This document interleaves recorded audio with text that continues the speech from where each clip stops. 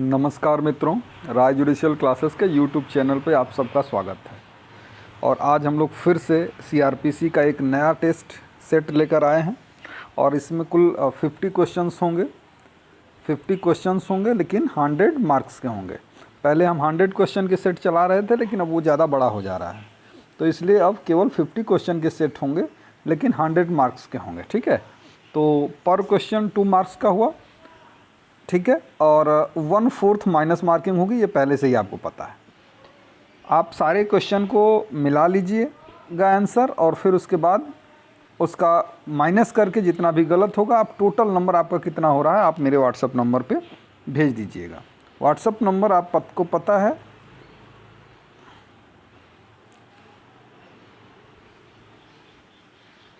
WhatsApp number आपको पता है 8423179159 पे आप अपना आंसर भेज दीजिएगा टोटल करके। हाँ, आप आंसर मिलाएंगे कहाँ से?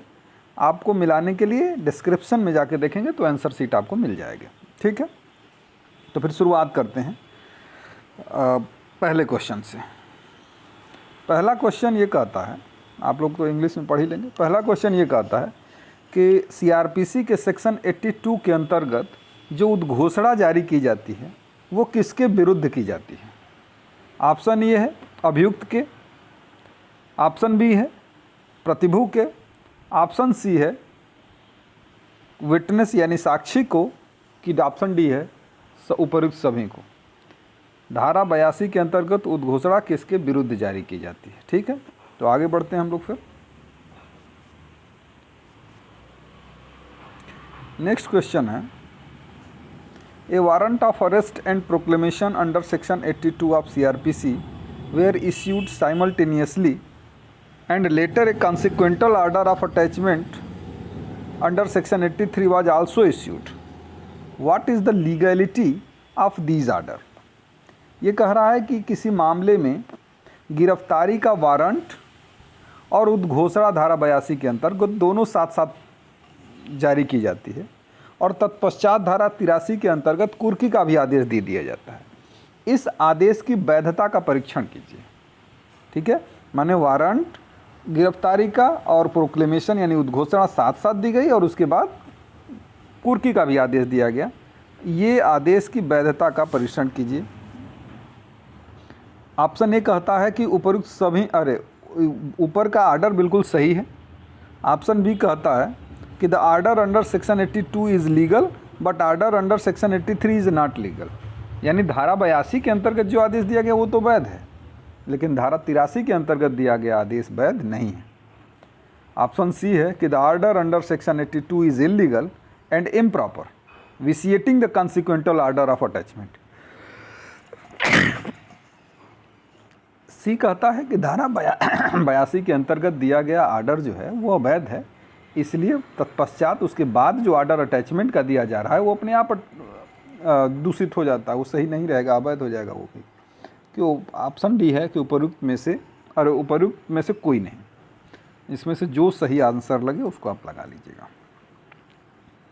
नेक्स्ट क्वेश्चन है, attachment of the property of person absconding can be issued, यानी कि एक फरार व्यक्ति के लिए जो उद्घोषणा के संपत्ति की कुर्की का जो आदेश दिया जाता है वो किया जा सकता है। कब?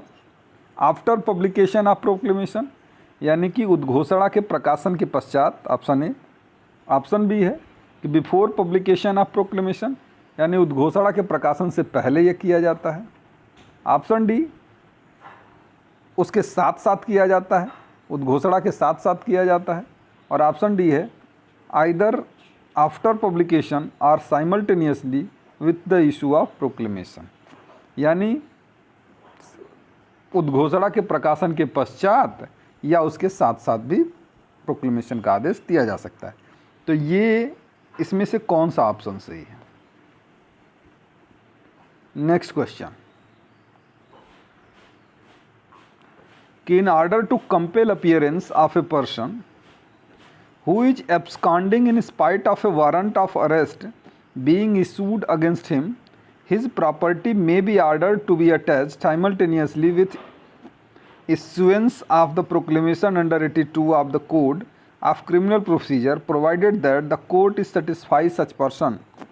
देखिए ये कह रहा है कि कुर्की और उद्घोषणा का आदेश, उद्घोषणा के साथ ही साथ कुर्की का भी आदेश दिया जा सकता है यदि न्यायालय निम्न बातों से सेटिस्फाई हो जाता है, संतुष्ट हो जाता है। क्या है कि about dispose of the whole or any part of property, यानी वो एक्यूज्ड क्या है, वो अपनी संपूर्ण संपत्ति या उसके किसी भाग को बेअनित कर देगा। और बी है कि about to remove the whole or any part of property from the local jurisdiction of the court, यानी कि अपनी समस्त या कोई संपत्ति उस कोर्ट के क्षेत्राधिकार से बाहर कर देगा। या ऑप्शन सी है, ऑप्शन ए या ऑप्शन बी कोई भी एग्जिस्ट करता है तो, और ऑप्शन डी है कि both condition A and B को एग्जिस्ट, दोनों अस्तित्व में होनी चाहिए। ठीक है, तो इसमें से कौन सा ऑप्शन सही है। नेक्स्ट क्वेश्चन,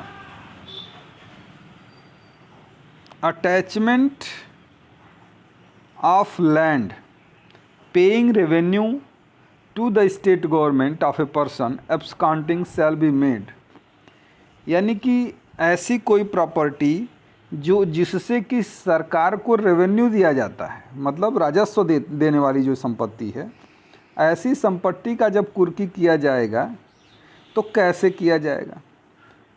कब्जा लेकर, ऑप्शन ए, रिसीवर की नियुक्ति द्वारा, ऑप्शन बी,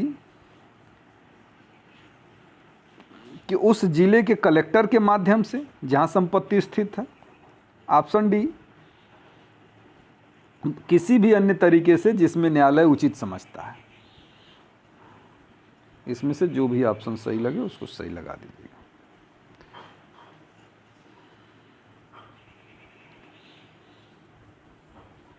लिखा है question number 356, when an irregularity caused by a competent magistrate in doing one of the following work would make the proceeding void under the CRPC। ये कह रहा है कि किसी कॉम्पिटेंट मजिस्ट्रेट द्वारा अगर इस प्रकार की इरेगुलरिटी की जाती है जो नीचे दी गई है तो उससे कार्यवाही वाइड हो जाएगी। इसमें से कौन सी ऐसी प्रोसीडिंग कि जो धारा 94 के अंतर्गत वारंट इशू कर देता है जो कॉम्पिटेंट नहीं है। दूसरा है कि order under section 155 the police to investigate an offence, यानी कि पुलिस को इन्वेस्टिगेशन का आदेश दे देता है 155 के अंतर्गत।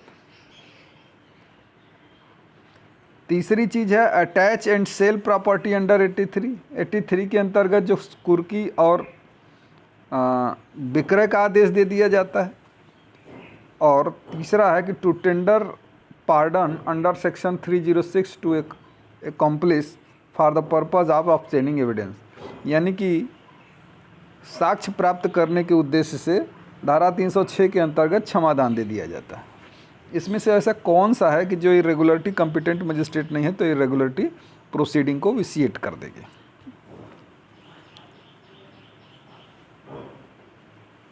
नेक्स्ट क्वेश्चन है under the code of criminal procedure code 1973 the court is empowered to summon any person as a witness. CRPC के अंतर्गत न्यायालय किसी व्यक्ति को समन साक्षी के रूप में समन करने की शक्ति है न्यायालय के पास। ठीक है, कौन सा क्वेश्चन था?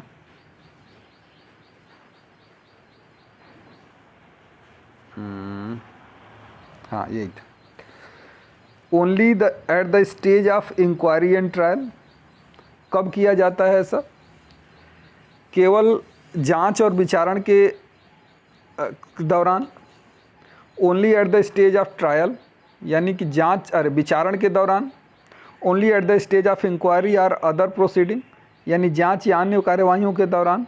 या at any stage of inquiry trial और अदर प्रोसीडिंग, यानी किसी भी जांच विचार या अन्य कार्यवाही के किसी भी स्टेज पर वो ऐसा कर सकता है, किसी व्यक्ति को साक्षी के रूप में समन कर सकता है। Where the defendant, section question number 358, where the defendant is confined in a prison the summon shall be delivered to sent to. यानी कि अगर कोई व्यक्ति जेल में है तो समन किसको डिलीवर किया जाएगा, ये किसको भेजा जाएगा? द पर्सन कंसर्न, यानी जिसके नाम से समन है उसको, या the family of the person, उस व्यक्ति के परिवार वाले के सदस्य को, या officer in charge of prison for serving service on defendant, यानी कि उसकी जेल के भारसाधक अधिकारी को, या एडवोकेट ऑफ द पर्सन, उस व्यक्ति के जो जेल में है उसके वकील को। किसको समन भेजा जाता है जब कोई व्यक्ति जेल में होता है? Next, what does the expression transit remand denote? यानी ट्रांजिट रिमांड का मतलब क्या होता है? It is the transfer of prisoner from one jail to another, माने कैदी का एक जेल से दूसरे जेल भेजा जाना।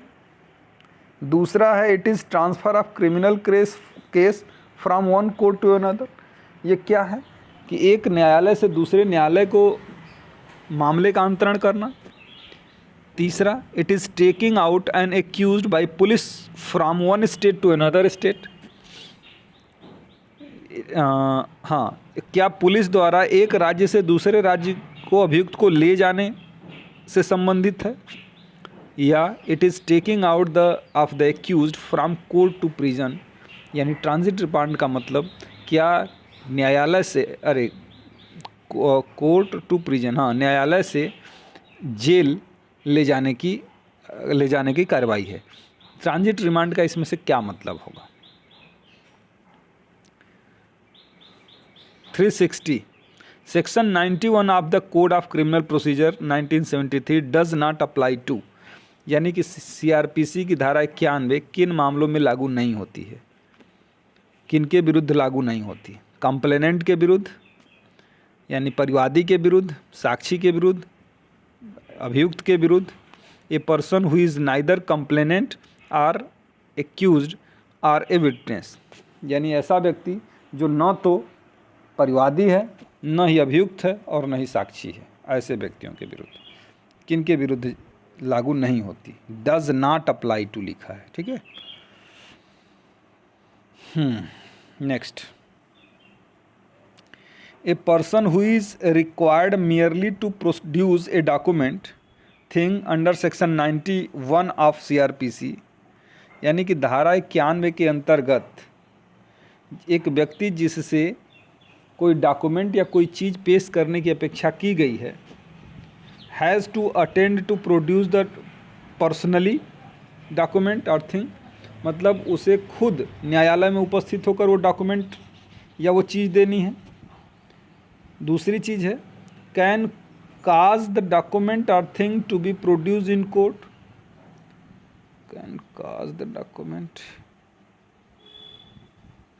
आइदर अटेंड पर्सनली और काज।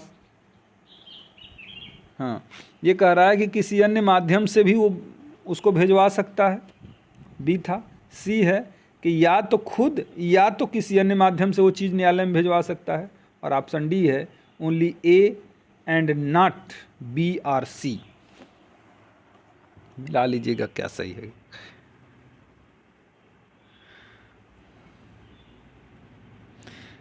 थ्री 362 क्वेश्चन है, ये कहता है कि कोई दस्तावेज या कोई चीज़ पेश करने के लिए कौन सा वारंट इशू कर सकता है? कोई न्यायालय, option A, SP, option B, तीसरा ऑप्शन सी है फर्स्ट क्लास मजिस्ट्रेट, और ऑप्शन डी है सेशन कोर्ट। कौन न्यायालय डॉक्यूमेंट या चीज़ पेश करने के लिए वारंट इशू कर सकता है? 363 who is authorized under sections under CrPC to grant a warrant to search for a document, parcel और other things in the custody of the postal और टेलीग्राफ अथॉरिटी, यानी पोस्टल या टेलीग्राफ अथॉरिटी को कौन ऐसा ऑथराइज्ड है CrPC के अंतर्गत जो किसी प्रकार के डॉक्यूमेंट या पार्सल को पेश करने के लिए आदेश कर सकता है?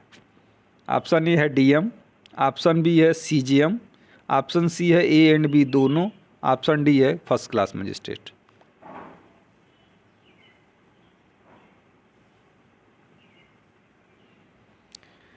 थ्री सिक्सटी फोर क्या कहता है? ए कोर्ट में इशू ए सर्च वारंट, यानी एक न्यायालय तलाशी वारंट जारी कर सकता है। Option A where such document is not known to the court to be position of any person, यानी कि जहां न्यायालय को यह ज्ञात नहीं है कि वो डॉक्यूमेंट किस व्यक्ति के कब्जे में है। Option B where the court considers that the purpose of any inquiry, trial और other proceeding will be served by general search और इंस्पेक्शन, यानी इस प्रकार के तलाशी से किसी जांच, विचारण या अन्य कार्यवाहियों की प्रयोजनों की पूर्ति होगी। Option C where the court has reason to believe that a person upon requisition will not और would not produce the document और थिंग, जहां न्यायालय को विश्वास करने का कारण है कि जिसके नाम से वो समन जो पेश करने के लिए रिक्वेस्ट कर रहा है वो ऐसे डॉक्यूमेंट को पेश नहीं करेगा। ऑप्शन डी है ऑल ऑफ दी एबव। तो इसमें से कौन सा ऑप्शन सही है? 365 where the court has no knowledge about the document or things to be in possession of any person, whether the court can issue search warrant in such condition। Question है कि जहां न्यायालय को यह ज्ञात नहीं है कि कोई चीज़ किस व्यक्ति के कब्जे में है, तो क्या ऐसी स्थिति में वो तलाशी वारंट जारी कर सकती है? ऑप्शन ए है नहीं, ऑप्शन बी है कि only in such condition when it is known about the specific article, यानी कि केवल उन्हीं मामलों में जब किसी विशेष आर्टिकल के संबंध में उसे नॉलेज हो। ऑप्शन सी है यस कर सकती है, और ऑप्शन डी है कि व्हेन स्पेसिफिक प्लेस और पर्सन इज स्पेसिफाइड, यानी जब कोई व्यक्ति या कोई स्थान विशिष्ट रूप से निर्दिष्ट किया गया हो।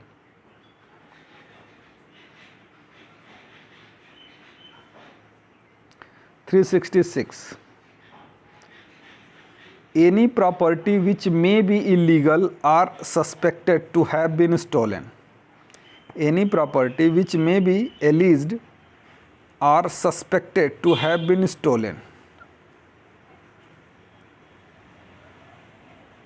एक ऐसी संपत्ति जो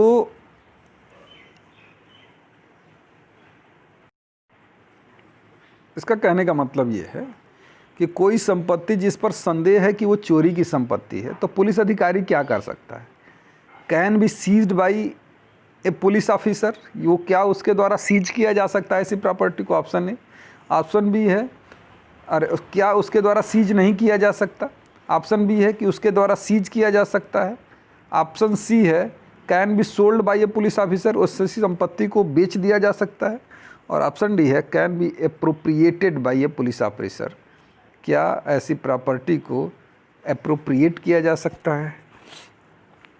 सेक्शन 360 और क्वेश्चन नंबर 366 के बाद question number 367, to set aside forfeiture under section 95 of the criminal procedure code application में बी गिवन टू, यानी कि धारा 95 के अंतर्गत जो आदेश दिया गया है जब्ती का, समपहरण का, ऐसे समपहरण के आदेश के विरुद्ध एप्लीकेशन कहाँ दिया जाएगा उसको अपास्त करने के लिए? Session court, high court, supreme court, any of these. 368 under section 97 of the CRPC search warrant to find out a person can be issued if, यानी धारा 97 के अंतर्गत जो सर्च वारंट जारी किया जाता है कब? द पर्सन इज एब्सकॉन्डिंग, यानी जब कोई व्यक्ति फरार हो गया हो। दूसरा है कि the person is wrongfully confined, यानी सदोषपूर्ण तरीके से उसे निरुद्ध किया गया हो। और ऑप्शन सी है कि द पर्सन इज मिसिंग, यहाँ पर्सन गायब हो गया हो। और ऑप्शन डी है कि whereabouts of such person are not known, यहाँ जहाँ की कोई ऐसा व्यक्ति है जिसके बारे में कुछ पता नहीं है। तो ये है आपका 368। इसमें जो सही लगे उसको आंसर लगा दीजिए। 369, to whom as per section 98 of the CRPC the complaint on oath for restoration of an abducted female child, the person having her lawful charge may be presented। ये कह रहा है कि CRPC के अंतर्गत, CRPC के सेक्शन 98 के अंतर्गत किसी एबडक्टेड फीमेल चाइल्ड, यानी कि किसी अगर फीमेल बच्चे की अगर अपहरण हुआ हो तो ऐसे मामलों में कौन आदेश दे सकता है? DM, SDM, first class magistrate की ऑल ऑफ दी एबव। 98 के अंतर्गत कौन आदेश दे सकता है? कई बार रटाया गया है आप लोगों को।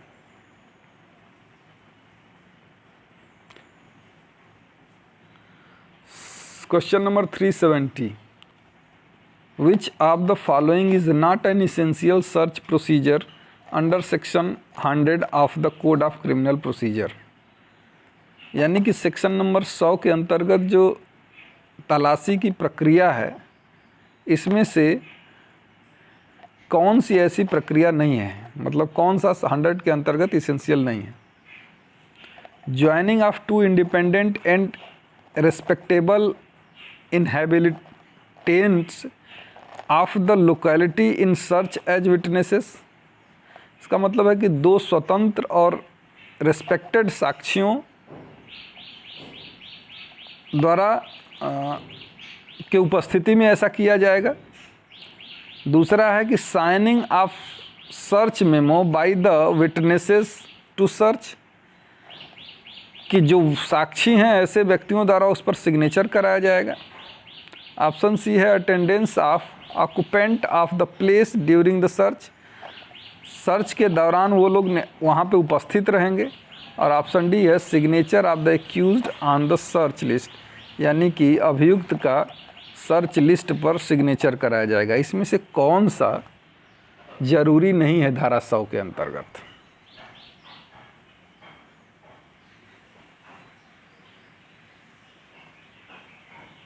(371) Under section 102 of CRPC, who is authorized to seize stolen property? यानी धारा 102 के अंतर्गत चोरी की संपत्ति को सीज करने के लिए कौन प्राधिकृत है?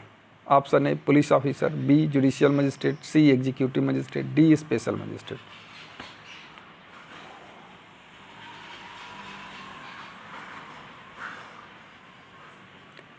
(372) Can a magistrate order to search of any place in his presence for the search of which is empowered to issue search warrant? यानी जिस स्थान की तलाशी करवाने के लिए वो ऑथराइज है कोई मजिस्ट्रेट, क्या वो अपनी उपस्थिति में तलाशी होने के आदेश दे सकता है? और अगर हाँ तो किस सेक्शन के अंतर्गत? 103, 104 कि नहीं ऐसा कर सकता, कि 105?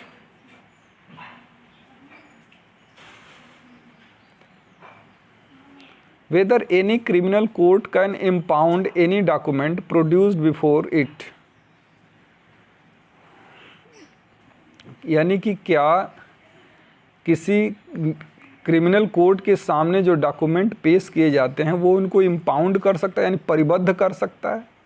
ऑप्शन ए है यस, ऑप्शन बी है नो, ऑप्शन सी है only civil court can impound, यानी केवल सिविल न्यायालय ऐसा कर सकती है। ऑप्शन डी है with the consent of the senior officer it can be impounded, यानी कि सीनियर ऑफिसर की सहमति से परिबद्ध किया जा सकता है। Next,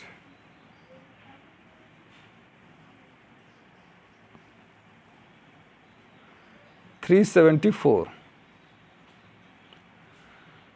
who among the following may ask for security for keeping peace on conviction? दोष सिद्धि पर परिशांति कायम रखने के लिए प्रतिभूति की मांग कौन कर सकता है? SDM option A, DM option B, कार्यपालक magistrate option C, first class judicial magistrate option D. दोष सिद्धि पर परिशांति के लिए प्रतिभूति। Question number 375, under section 106 of criminal procedure code which of the following courts has power to release the offender on security for keeping the peace and for good behavior?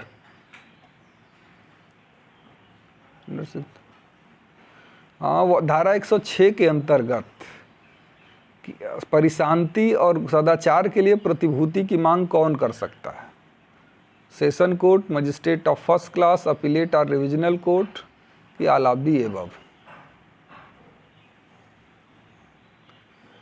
376, for what offence a convicted person may be asked to execute a bond for keeping peace? इनमें से कौन से अपराध के मामले में किसी व्यक्ति को परिशांति कायम रखने के लिए प्रतिभूति की मांग की जा सकती है?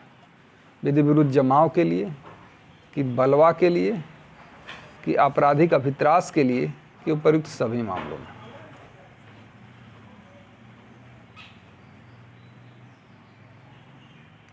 नेक्स्ट है 377, कि which of the following magistrate can make an order under section 107 to person who is likely to commit a breach of the peace or disturb the public tranquility, the execute a bond for keeping peace? धारा 107 CrPC के अंतर्गत परिशांति कायम रखने के लिए प्रतिभूति की मांग कौन कर सकता है? Option A CGM, option B chief metropolitan magistrate मुख्य महानगर मजिस्ट्रेट, ऑप्शन सी कार्यपालक मजिस्ट्रेट और option D first class magistrate. कौन 107 के अंतर्गत परिशांति के लिए प्रतिभूति की मांग कर सकता है? 378, under section 107 of the code of criminal procedure executive magistrate can obtain bond from a person if?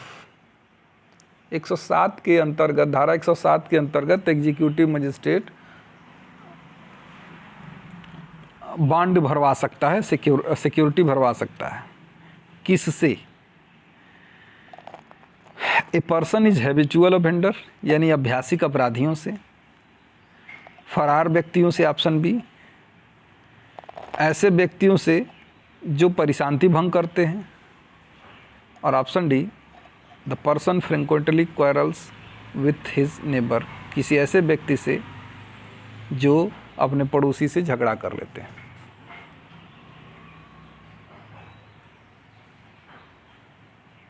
Next, who has the power to require security for good behavior from suspected person? संदिग्ध व्यक्तियों से परिशांति और सदाचार के लिए प्रतिभूति की मांग कौन कर सकता है?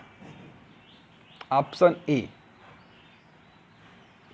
JM first class, option B कार्यपालक मजिस्ट्रेट, ऑप्शन सी जिला जज, कि ऑप्शन डी एसपी?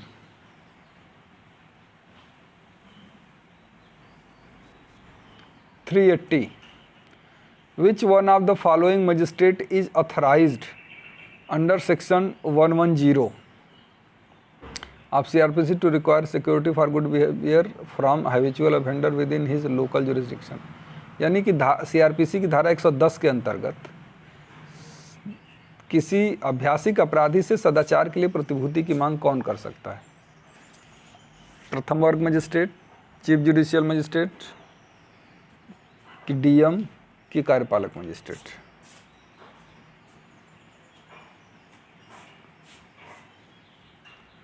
थ्री 381 है कि which of the following magistrate can under the habitual offenders of robbery और house breaking to execute a bond with और without surety?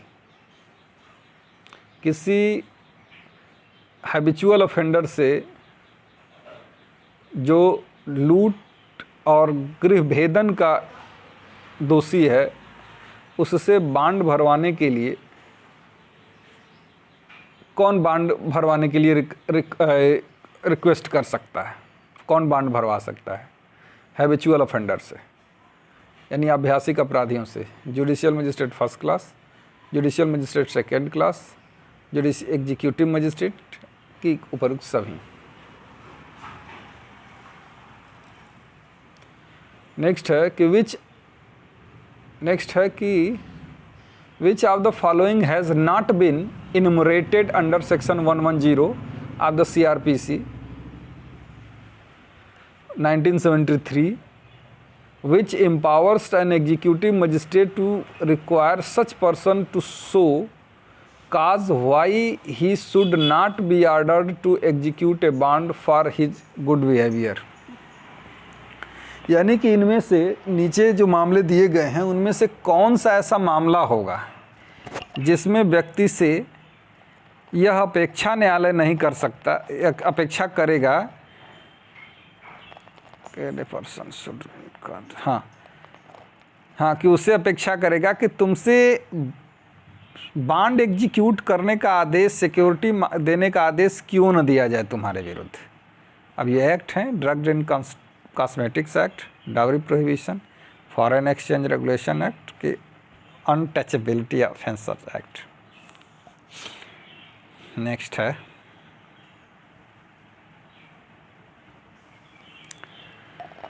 383 which of the following statement is incorrect about security for good behaviour from habitual offender.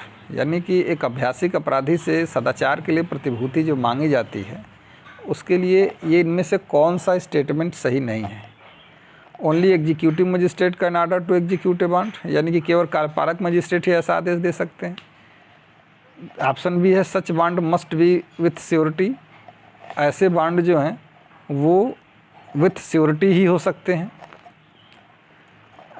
Option C है such bond may be without surety, ऐसे bond जो है बिना प्रतिभूति के भी हो सकते हैं। ऑप्शन डी है such bond must not be executive exceeding 3 years, ऐसे बॉन्ड जो है 3 साल से अधिक के लिए नहीं लिए जा सकते। इसमें से कौन सा सही नहीं है?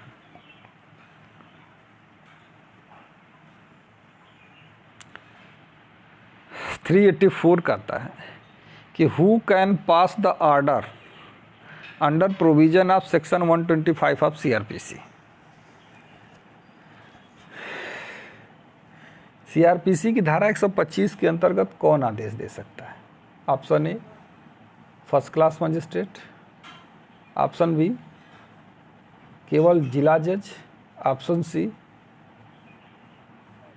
ओनली डिस्ट्रिक्ट जज, 2 बार ओनली डिस्ट्रिक्ट जज हो गया, कोई बात नहीं, आप देख के जो सही होगा लगा लीजिएगा। ऑप्शन डी है ओनली डिस्ट्रिक्ट मजिस्ट्रेट, यानी कि केवल DM, यानी केवल जिला जज, केवल डिस्ट्रिक्ट मजिस्ट्रेट यानी DM, या केवल कोई फर्स्ट क्लास मजिस्ट्रेट।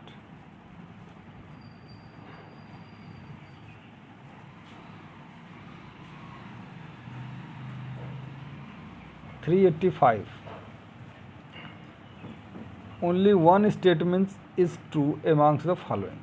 4 स्टेटमेंट आपके सामने हैं, उसमें से कोई एक ही सही है। ऑप्शन ए कहता है कि if any person having sufficient means, any person having sufficient means neglects और refuse to maintain his mother, she can apply under section 125 of CRPC।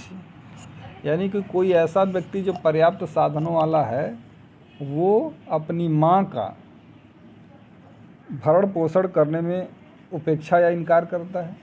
Option B only wife can get relief under section 125, की धारा 125 के अंतर्गत केवल पत्नी ही भरण पोषण का मांग कर सकती है। ऑप्शन सी है only the children will get under section, केवल बच्चे मांग कर सकते हैं। ऑप्शन डी है कि no order of maintenance can be issued under 125, यानी कि सेक्शन 125 के अंतर्गत मेंटेनेंस का कोई आर्डर पास नहीं किया जाता है। तो इसमें से कौन सा गलत स्टेटमेंट है? इसमें गलत स्टेटमेंट तो एक से अधिक है। हाँ, इसमें से गलत नहीं, इसमें से सही क्या है, तो इसमें से सही क्या है तो आप छांट लीजिए कि कौन सा सही है।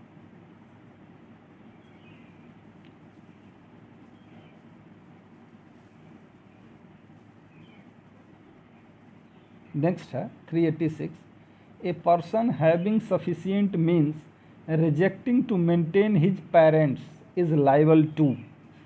कोई ऐसा व्यक्ति जो अपने माता पिता का पर्याप्त साधन रखते हुए भी भरण पोषण के प्रति उत्तरदायी है। ठीक है, क्या अपने माता पिता का भरण पोषण करने के लिए उत्तरदायी है? ऑप्शन ए, क्या किया जा सकता है? उसे अरेस्ट किया जा सकता है।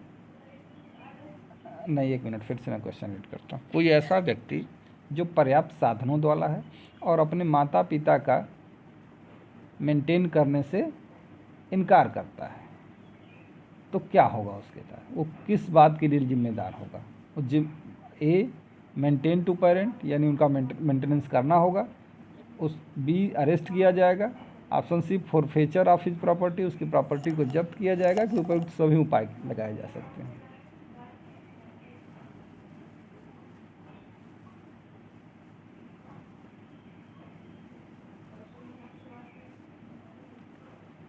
Which of the following cannot claim maintenance under section 125 of the criminal procedure code?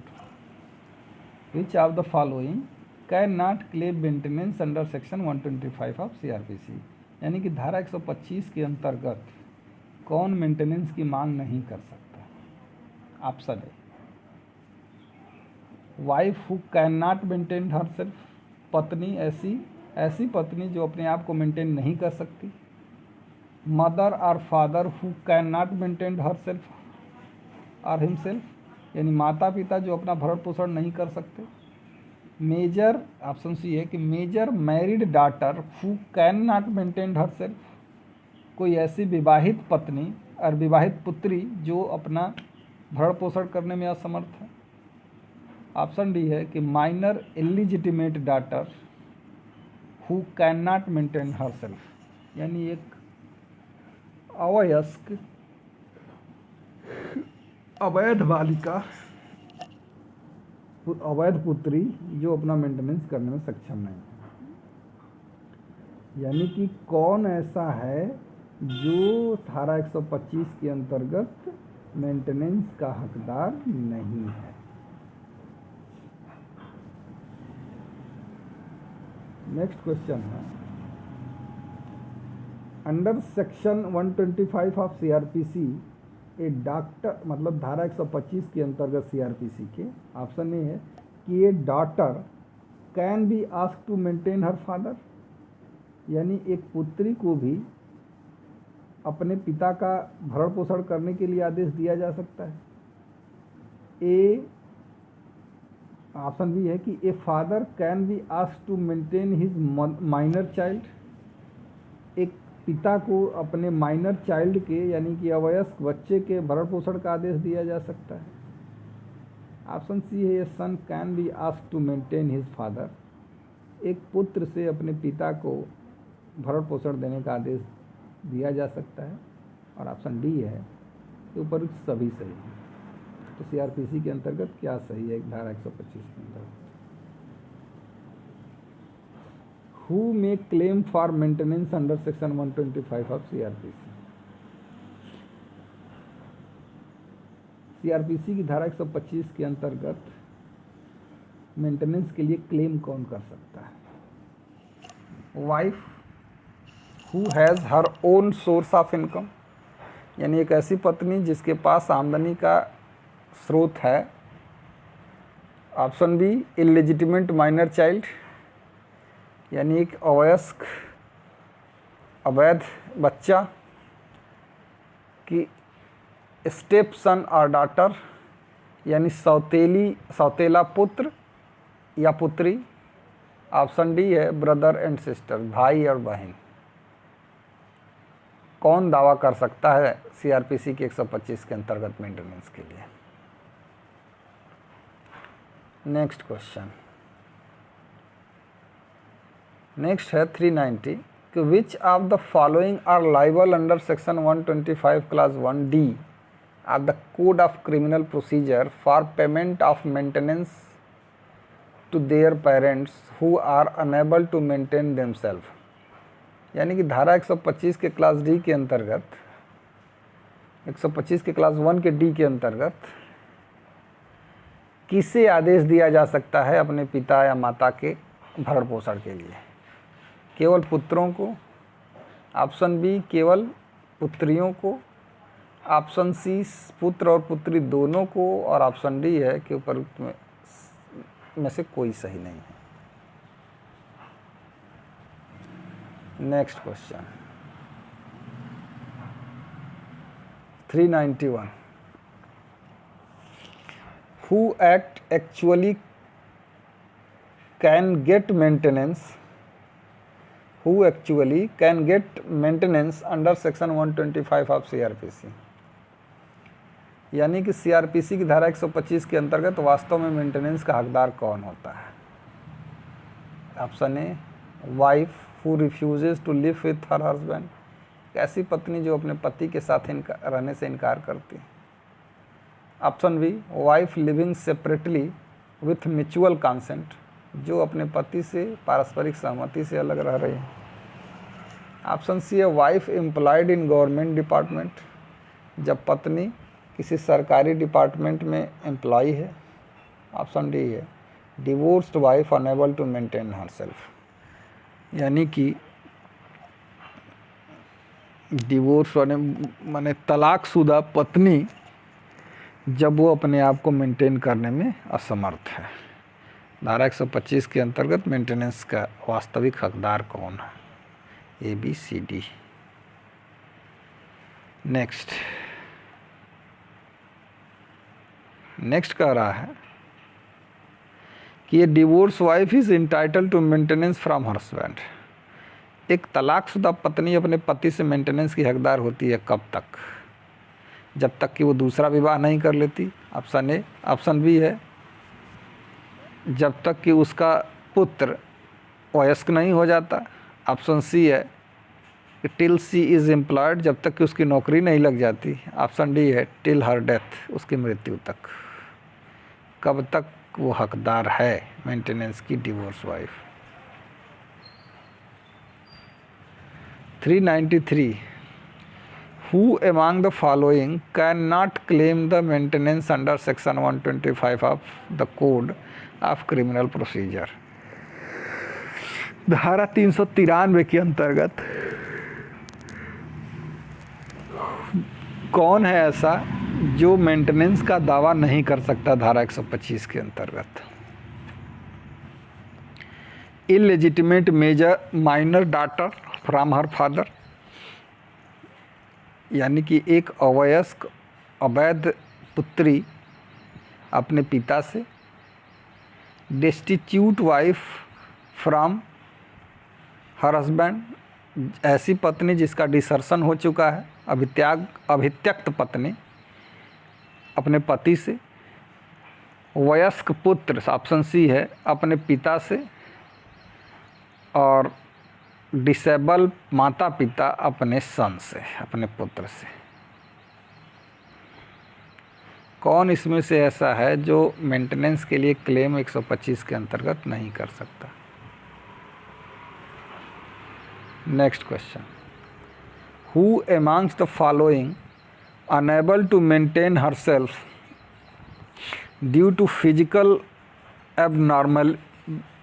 abnormality cannot claim maintenance under section 125 of CRPC?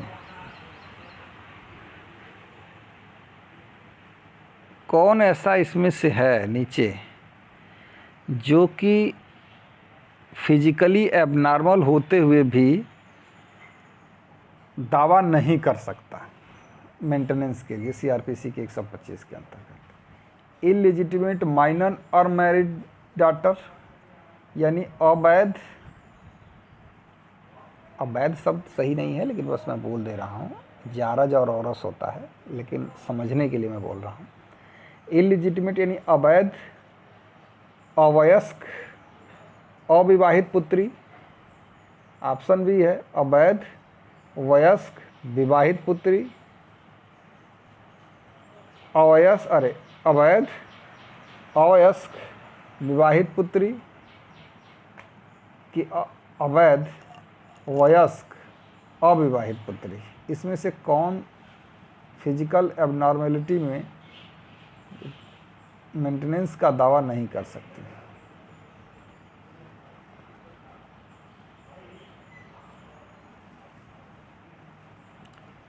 Under section 125N, N कौन है? Under section 125 of the code of criminal procedure a magistrate, यानी CrPC की धारा 125 के अंतर्गत एक magistrate has power to grant interim maintenance and expenses of the proceeding, कि एक मजिस्ट्रेट जो है, ऑप्शन ए कहता है कि क्या अंतरिम भरण पोषण वाद के खर्चों के संबंध में आदेश दे सकता है। Option B has no power to grant interim maintenance and the expenses of the proceeding, यानी कि इंटरिम मेंटेनेंस और एक्सपेंसेस के संबंध में कोई आदेश देने की उसके पास शक्ति नहीं होती है मजिस्ट्रेट के पास। Option C has power to grant interim maintenance but no power to grant expenses of proceeding, यानी इंटरिम मेंटेनेंस अंतरिम भरण पोषण देने का तो आदेश है, लेकिन वादकालीन खर्चों को देने का आदेश देने की शक्ति नहीं है।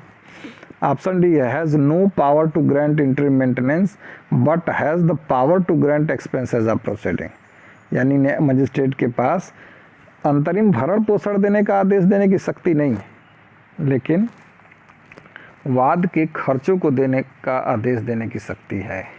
इसमें से कौन सा सही है धारा 125 के अंतर्गत? Next 396,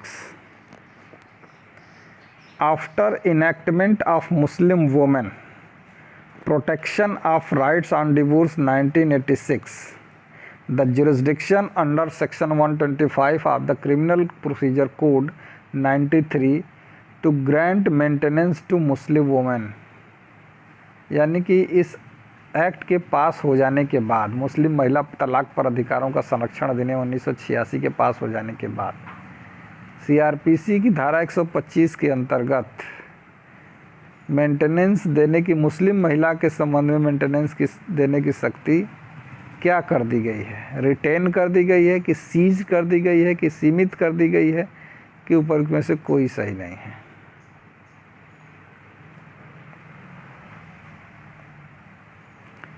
(397) Under the Muslim Women Protection and Right on Divorce Act, the option to be governed by provision of section 125 CRPC may be given by the parties, यानी कि option to be govern by provision of section 125 CRPC में भी given the party, यानी कि जब इस act के पास हो जाने के बाद इस एक्ट में ऑप्शन दिया जाता है सीआरपीसी क्या 125 लागू होगा या नहीं लागू होगा पक्षकारों को। कैसा ऑप्शन दिया जाता है? संयुक्त रूप से ऑप्शन दिया जाता है, ऑप्शन बी पृथक रूप से दिया जाता है, संयुक्त या पृथक होता है। ऑप्शन डी है कि ऊपर में से कोई सही नहीं है। फिर से मैं रिपीट करता हूँ कि इस एक्ट के आने के बाद धारा 125 लागू होगी या नहीं होगी ये पक्षकारों के ऊपर डिपेंड करता है। उन लोगों को ऑप्शन होता है, तो क्या संयुक्त रूप से या पृथक रूप से या संयुक्त या पृथक रूप से ऑप्शन होता है या ऊपर में से कोई सही नहीं है। 398 An order passed under section 125 of CRPC can be challenged by the unsuccessful party by filing a revision.